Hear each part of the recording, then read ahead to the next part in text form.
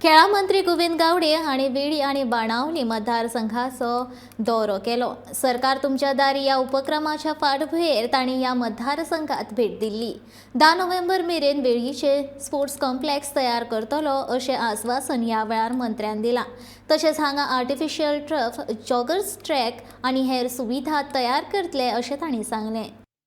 जे स्पोर्ट आमकां डेव्हलप करपाक जाय, जे स्पोर्ट्सा कडेन निगडीत आशिल्ले आमकां ग्राउंड डेव्हलप करपाक, तातूंतलो मुख्य ग्राउंड म्हणल्यारूच आमचो वेलीमचो स्पोर्ट्स कॉम्प्लेक्स, जो कितले वर्सां सावन जाली, आज लोकार्पण जालें ना।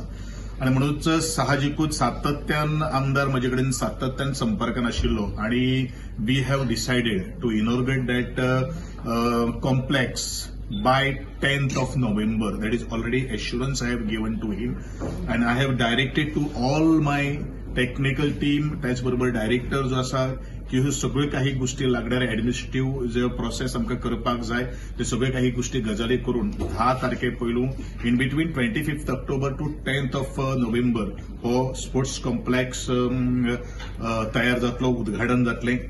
त्या स्पोर्ट्स कॉम्प्लेक्स सेकंड फेजीचेर आमी आर्टिफिशियल टर्फ घेवपा खातीरूय प्रोसेस सुरू केल्लो आसा।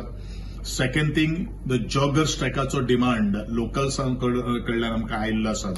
आणि थर्ड थिंग इज दॅट, कारण हो जो ग्राउंड जो आसा, फुटबॉल जो ग्राउंड जो आसा स्पेशली, जो एज फॉर फिफा इंटरनॅशनल स्टँडर्डा प्रमाणे आसा, आणि म्हणूनच ताका सिंथेटीक जी आमची शीड जी आसा ती सुद्धा घालपाची डायरेक्शन्स आमी केल्लो आसा।